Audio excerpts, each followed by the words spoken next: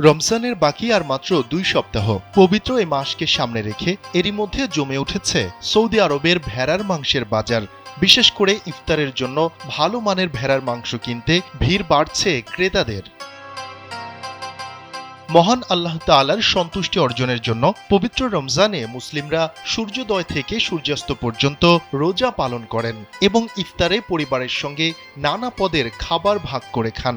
এই সময় সৌদি আরবে বাড়ে মাংসের ব্যাপক চাহিদা, বিশেষ করে ভেড়ার মাংসের।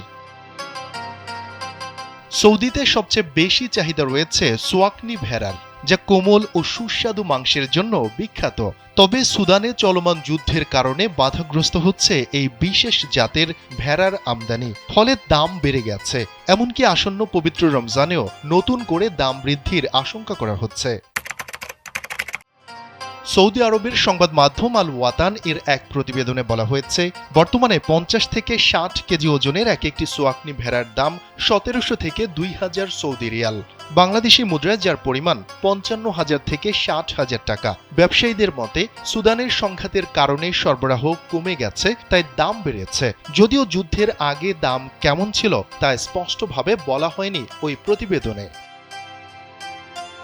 জেদ্দার এক ব্যবসায়ী বলেন, রমজানের আগে সোয়াকনি ভেড়ার চাহিদা সবসময় বেশি থাকে, কারণ এগুলো আকারে বড় এবং বড় পরিবারের জন্য উপযুক্ত। মাংস খুব নরম এবং সুস্বাদু। ক্রেতারা সাধারণত 6 মাস থেকে 1 বছর বয়সী ভেড়া কেনেন, কারণ এদের মাংস তুলনামূলকভাবে বেশি নরম। সোয়াকনি ভেড়ার মাংস শুধু সুস্বাদু নয়, এরা আকারেও বড় এবং প্রতিকূল আবহাওয়াতেও টিকে থাকতে পারে।